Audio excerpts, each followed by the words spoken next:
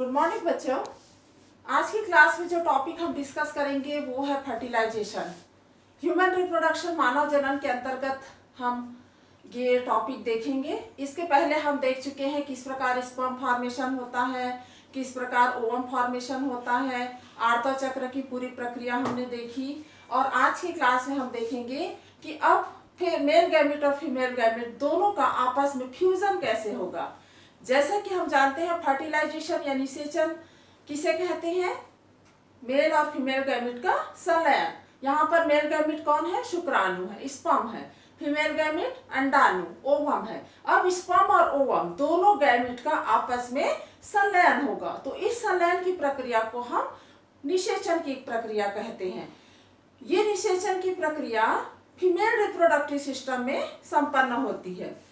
तो अब हम प्रक्रिया को पूरी देखेंगे कि किस प्रकार से फर्टिलाइजेशन का प्रोसेस कंप्लीट होता है, इसमें कौन कौन सी प्रक्रियाएं होती हैं। जो कि फीमेल रिप्रोडक्टिव सिस्टम में होता है, हम यहाँ पर थोड़ा सा एक पोर्शन समझने के लिए गर्भाशय का एक पूरा छोटा सा पोर्शन मैं बना रही हूँ। ये मान लीजिए ये गर्भाशय का एक तरफ का है, यहाँ पर एंडोमेट्रियम वॉल है, गर्भाशय की दीवार है, वैसे ही यहाँ पर गर्भाशय की दीवार है। ये फैलोपियन ट्यूब है, अंडवाहिनी, जो इस प्रकार से आगे मुड़ी रहती है और ये फिम्बरी नामक स्ट्रक्चर रहता है और यहाँ पर ओवरी या अंडाशय की स्थिति यहाँ पर रहती है। जैसा कि हम जानते हैं अंडाशय में अंडाणु का निर्माण होता है। इस अंडाशय में हमको पता है अंडाणु जनन की प्रक्रिया में हमने देखा था primary follicle, secondary follicle, Graafian follicles, ये सब बनता है। ग्रेफियन फॉलिकल से कौन बाहर निकलता है? सेकेंडरी oocyte, द्वितीयक oocyte। और ये द्वितीयक oocyte फिर यहाँ इस फिम्बरी के द्वारा अंडवाहिनी में प्रवेश करता है, इस फैलोपियन ट्यूब में प्रवेश करता है।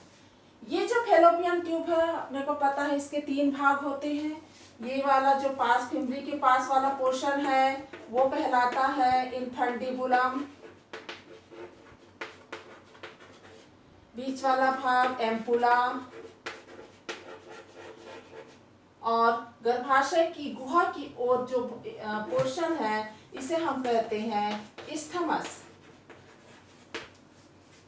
अब ये द्वितीयक oocyte इस ओवरी से बाहर निकल के फिम्बरी की सहायता से ये ओविडक्ट या फैलोपियन ट्यूब में प्रवेश करता है और ये आगे की ओर बढ़ता है। यहाँ पर ये सेकेंडरी oocyte है, ठीक है, जो कि हम यहाँ पर बार बार सेकेंडरी oocyte क्यों बोल रहे हैं बच्चों? आप इसे हम सामान्यतः अंडाणु भी कह देते हैं, लेकिन वास्तविक में ये अभी द्वितीयक oocyte ही रहता है। द्वितीयक oocyte में मियोसिस 2, अर्धसूत्री विभाजन 2 का प्रोसेस कंप्लीट नहीं हुआ रहता है और ये कंप्लीट बाद में पूरा होगा जब स्पर्म प्रवेश करता है, इसके नजदीक आता है, स्पर्म का सेंट्रियोल आता है, तब ये द्वितीयक oocyte ओवम में परिवर्तित होता है, ठीक है। तो ये सेकेंडरी oocyte, द्वितीयक oocyte यहाँ पर एम्पुला के पास पहुँचता है। अंडाणु जब इस ओवरी से निकला है ये 12 से 24 घंटे तक ही एक्टिव रहेगा, क्रियाशील रहेगा। हमने आर्तव चक्र में देखा था ना कि 12 से 24 घंटे तक ही ये अंडाणु क्रियाशील रहता है। इस दौरान अगर स्पर्म प्रवेश करके आता है इसके पास तभी फर्टिलाइजेशन होगा, अन्यथा नहीं होगा। अब यहाँ से फर्टिलाइजेशन प्रोसेस के लिए बहुत सारे, जब स्पर्म पहुंचते हैं गर्भाशय में तो बहुत सारे स्पर्म पहुंचते हैं, कोई एक स्पर्म नहीं पहुंचता, करोड़ों की संख्या में स्पर्म पहुंचते हैं और ये बहुत फास्ट मूव करते, तेज गति से आगे की ओर बढ़ते रहते हैं। तो वही स्पर्म जो बहुत तेज गति से, जो सबसे तेजी से आगे बढ़ेगा, वही स्पर्म इस oocyte के पास यहाँ पर पहुंचता है, ठीक है। एक ही स्पर्म इसको भेदन करेगा, मेन पॉइंट। बहुत सारे स्पर्म एक अंडाणु को भेदन नहीं करते, केवल एक शुक्राणु एक अंडाणु का ही भेदन कर पाएगा। एक स्पर्म और एक ओवम का ही आपस में फर्टिलाइजेशन होता है। अब ये कहाँ पर होता है फर्टिलाइजेशन का प्रोसेस? इस्थमस और एम्पुला के संधि स्थल पर, जंक्शन पर। कभी भी आपको ये प्रश्न पूछा जाता है कि मनुष्य में निषेचन की प्रक्रिया कहाँ पर संपन्न होती है, तो ये मादा जनन अंग के अंडवाहिनी के इस्थमस और एम्पुला के संधि स्थल पर होता है।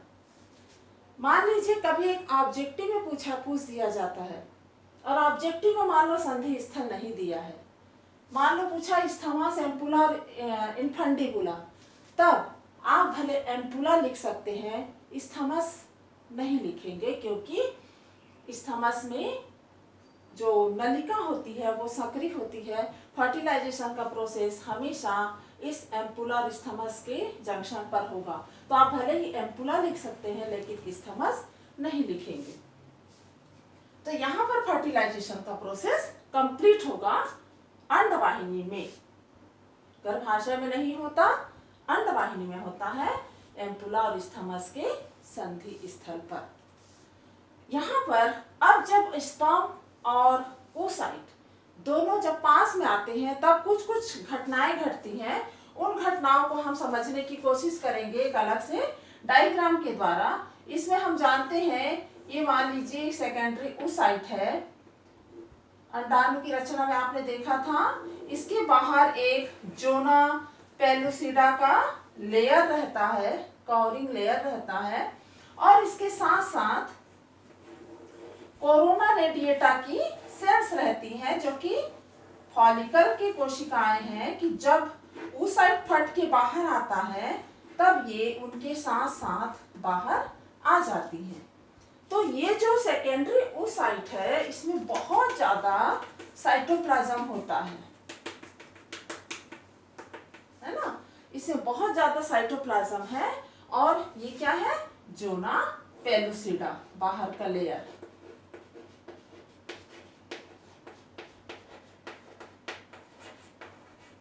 ये कोरोना रेडिएटा।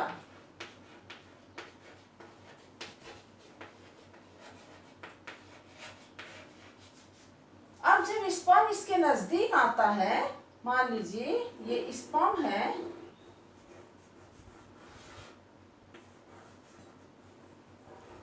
स्पर्म के सामने एक टोपीनुमा रचना होती है जिसे हमने क्या कहा था? एक्रोसोम। अब जब ये स्पर्म प्रास में आता है तब क्या क्या चीजें होती हैं?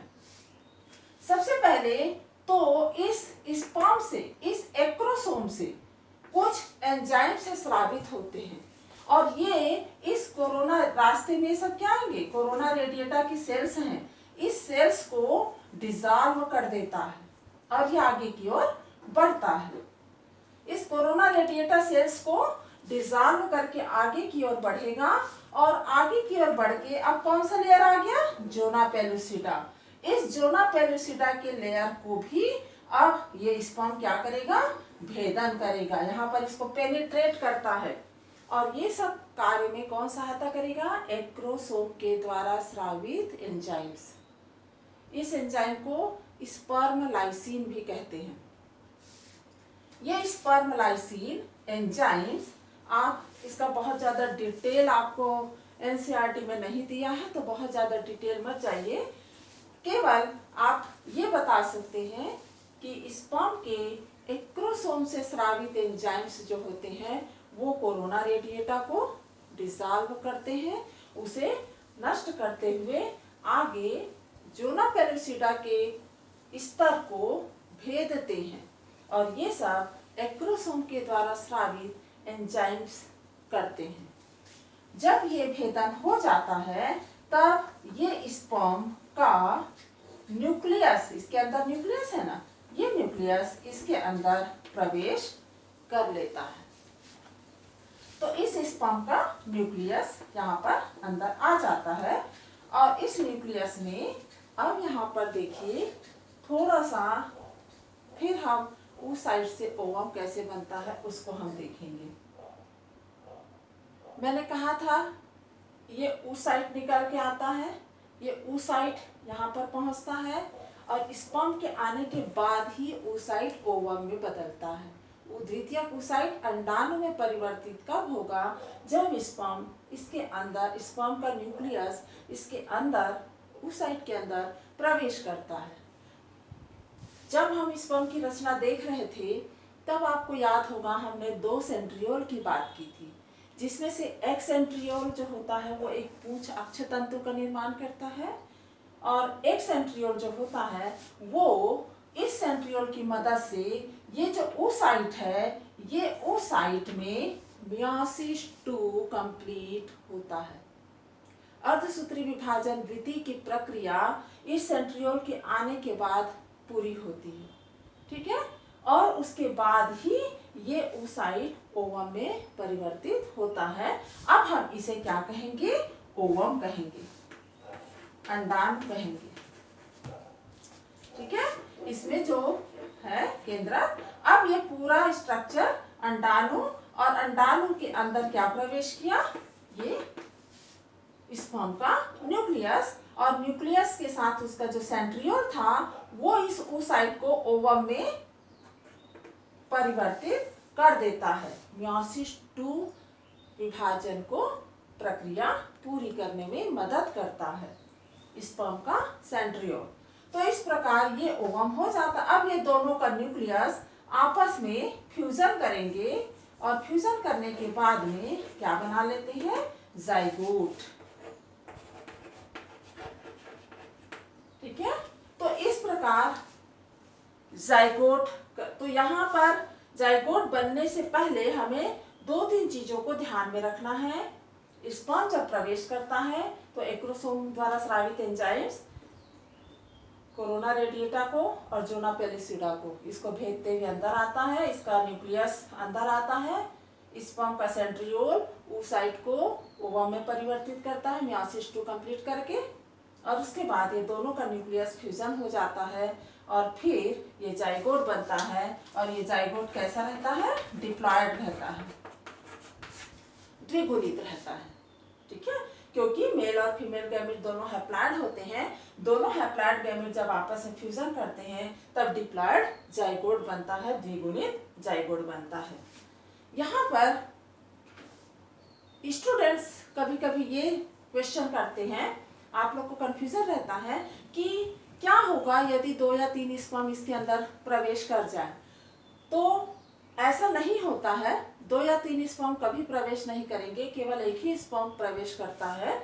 वो इसलिए क्योंकि जब स्पर्म यहाँ पर आता है, कोरोना रेडिएटा को और जोना पेलिसुडा को यहाँ पर भेजते हुए जब ये आगे की ओर बढ़ता है, जैसे ही स्पर्म का न्यूक्लियस इसके अंदर आता है, ये स्पर्म कुछ ऐसे एंजाइम स्रावित करते हैं। ये स्पर्म ऐसा परिवर्तन होता है कि ये जो जोना पेलिसिडा का लेयर है वो कठोर हो जाता है, यानी ये oocyte अपने, जब इसका केंद्रक अंदर आने के बाद ये स्पर्म कुछ ऐसा पदार्थ स्रावित करता है जिससे ये जोना पेलिसिडा का लेयर बहुत कठोर हो जाता है, और चाहकर भी चाहे कितने भी स्पर्म रहे वो स्पर्म इसको भेद करके अंदर प्रवेश नहीं कर सकता।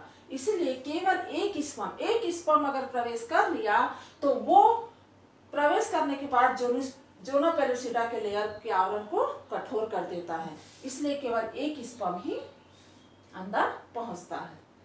और दूसरा लॉजिक ये भी है, मान लीजिए ये फीमेल गैमीट है, फीमेल गैमीट का क्रोमोसोम प्लस स्पर्म का प्रवेश किया एक स्पर्म, और मान लो एक और स्पर्म आ जाता तो ये तो तीनों का न्यूक्लियस फ्यूजन हो जाता, फिर तो ये 3x हो जाते, ट्रिप्लॉइड हो जाते, और फिर ये डेवलपमेंट होने के बाद में एक नॉर्मल मनुष्य के गुणसूत्रों की संख्या तो नहीं रह जाती, जो कि एक लॉजिकली फिट नहीं बैठता। इसीलिए ये प्रक्रिया यहाँ पर होती ही नहीं है, केवल एक ही स्पर्म प्रवेश करेगा। कारण हमने बताया कि जोना पेलिसिडा का लेयर कठोर आवरण से घिर जाता है, इसलिए और कोई स्पर्म इसके अंदर प्रवेश नहीं कर सकता।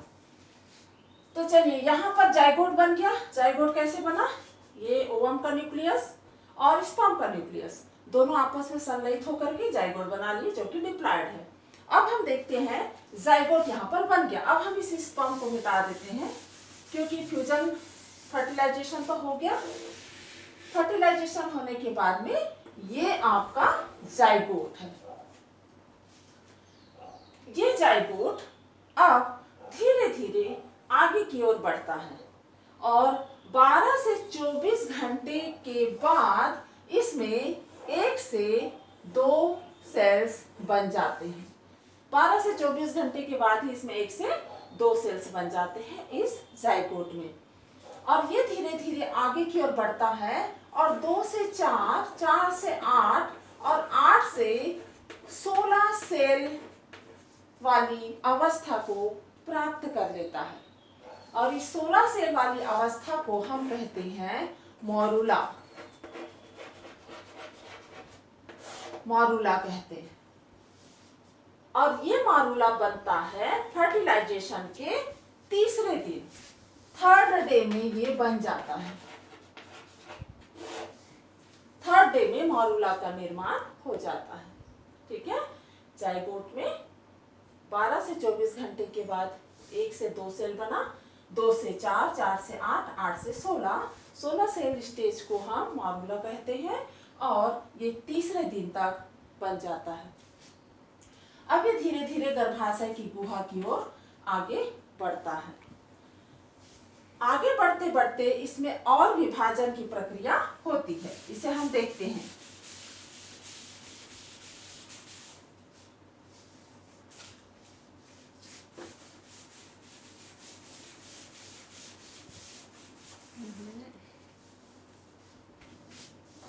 ये जाइगोट था। इस जाइगोट में 1 से 2 सेल्स बने, 1 से 2, 2 से फिर 4 सेल बन गए, 4 से 8 और 8 से इस प्रकार पूरा अंदर 16 सेल का स्टेज बन जाता है। यहाँ कोशिका में वृद्धि होती है, कोशिका की संख्या में वृद्धि होती है, आकार में अधिक वृद्धि नहीं होती है ना, कोशिका के अंदर ही ज्यादा संख्या में वृद्धि होती है। तो ये जो 16 सेल का स्टेज है इसे हम क्या कहते हैं, मॉरूला कहते हैं। और जाइगोट हम जानते हैं वॉर्म के चारों ओर जोना पेलुसिडा था, वो जोना पेलुसिडा का लेयर अब धीरे धीरे नष्ट होने लगता है क्योंकि फर्टिलाइजेशन का प्रोसेस हो गया। अब इसको प्रोटेक्शन, सुरक्षा की जरूरत नहीं है, तो ये धीरे धीरे नष्ट होने लगता है। और ये मॉरूला के अंदर ये जो सेल्स बने हैं, इस सेल्स को एक नाम दिया गया है, उसे कहते हैं ब्लास्टोमियर्स।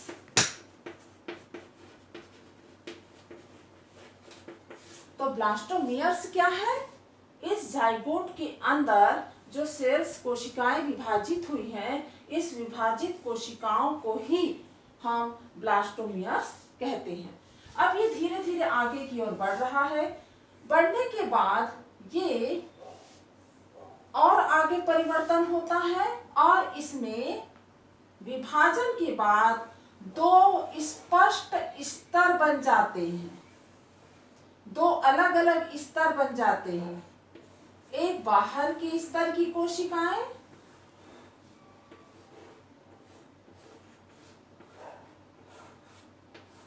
और भीतर की कोशिकाएं।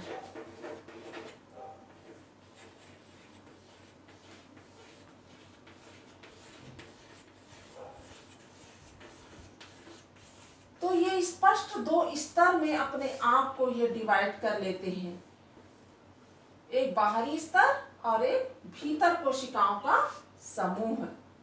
बाहरी स्तर को हम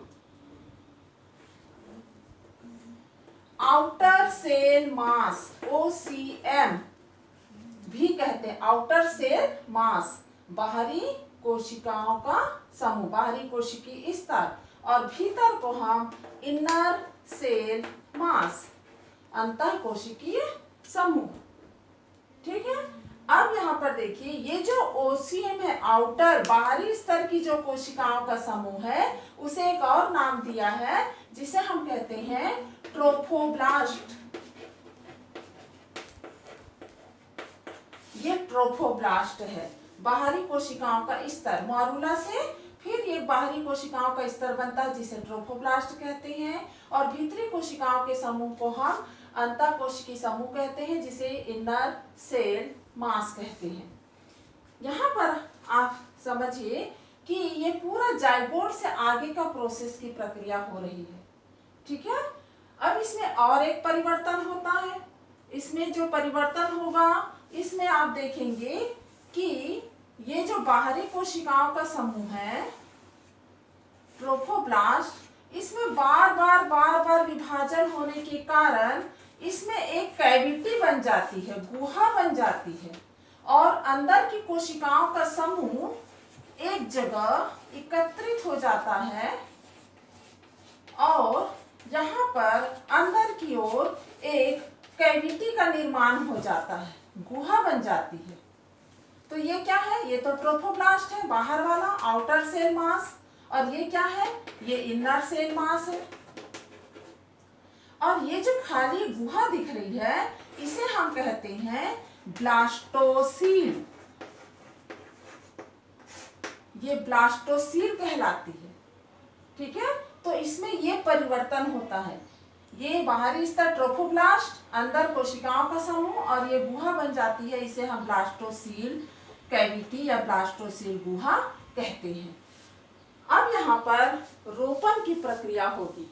फर्टिलाइजेशन के बाद, यहाँ हमने देखा फर्टिलाइजेशन के बाद मॉरूला आगे बढ़ता है और आगे बढ़ते तक जाइगोट से ये मॉरूला बनता है। मॉरूला से फिर ये वाली अवस्था आती है ट्रोफोब्लास्ट का लेयर, अंतःकोशिकीय समूह, और इसमें ये परिवर्तन होता है।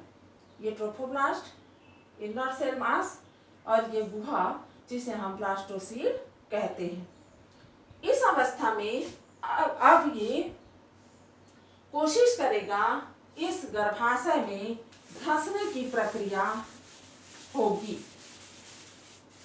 इस गर्भाशय की गुहा यहाँ से ये प्रवेश करते आ गया और फिर यहाँ आते तक इसमें ये कैविटी बन गई है ट्रोफोब्लास्ट, कोशिकाओं का समूह, और ये ब्लास्टोसील।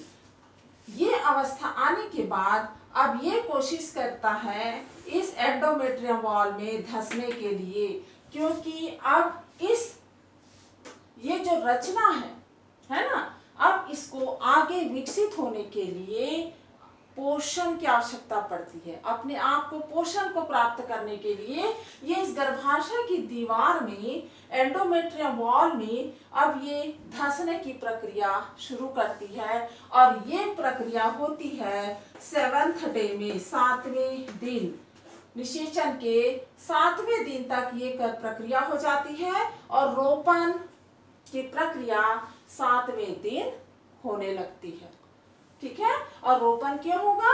ये जो रचना है, ये जो भ्रूण निर्माण, इसी से पूरा एक शिशु का पूरा शरीर का अंग का निर्माण होगा, इसे पोषण चाहिए। अब ये इस अपने आप को गर्भाशय की दीवार में रोपण करने की कोशिश करता है, और रोपण करने के लिए यहाँ ट्रोफोब्लास्ट इसकी सहायता करेगा, बाहरी स्तर, और एंडोमेट्रियम वॉल की जो इस वॉल से, गर्भाशय की दीवार से, एंडोमेट्रियम की सतह से कुछ एंजाइम्स स्रावित होते हैं, जो एंजाइम स्रावित करके यहाँ पर एक कैविटी बनाते हैं, और इसी गुहा में ये अपने आप को, ये जो बाहरी स्तर है वो अब उसकी सहायता से ये अटैच होने लगता है। क्लियर? एंडोमेट्रियम की वॉल से कुछ एंजाइम स्रावित होते हैं, जिससे वहां पर का स्थान डिसॉल्व होने लगता है और गुहा बनने लगती है, और ये जो रचना है ये अपने आप को बाहरी ट्रोफोब्लास्ट विभाजन करके अपने आप को यहाँ पर अंदर की ओर स्थान बनाने लगता है, अपने आप को अटैच करने के लिए। तो इस प्रकार ये 7th डे में कंप्लीट होता है, और रोपण की प्रक्रिया इस प्रकार कंप्लीट होती है। तो निषेचन और रोपण में आपको इतना बताना है। निषेचन में कैसे oocyte जाता है एम्पुला स्थमर जंक्शन में, कैसे स्पर्म आता है एक स्पर्म एक ओवम से फर्टिलाइजेशन की क्रिया करेगा, जाइगोट बनता है, जाइगोट से मॉरूला बनेगा। मॉरूला क्या है? 16 कोशिकीय अवस्था को हम मॉरूला कहते हैं। मॉरूला बनने के बाद में जोना पेलिसिडा नष्ट होने लगती है। फिर इसमें 2 स्तर बन जाते हैं, ट्रोफोब्लास्ट बाहर का और अंदर का अंतःकोशिकीय समूह। इस अंतःकोशिकीय समूह से ही आगे का भ्रूण बनेगा, ठीक है। और फिर इसमें ये रचना बनती है, अंदर कैविटी बन जाती है, अंतरकोशिकीय समूह है और ये ट्रोफोब्लास्ट है। और निषेचन के 7वें दिन ये ट्रोफोब्लास्ट अपने आप को इस एंडोमेट्रियल वॉल में जो कैविटी बन चुकी है उसमें अपने आप को अटैच कर लेता है, क्योंकि अब इसे पोषण की आवश्यकता पड़ती है। तो निषेचन और रोपण में आपको इतना ही बताना है। अब आगे हम देखेंगे एम्ब्रियोनिक डेवलपमेंट या भ्रूणीय विकास कि किस प्रकार अब इसके अंदर जो अंतःकोशिकीय समूह है वो किस प्रकार अपने आप को एक भ्रूण में परिवर्तित करता है।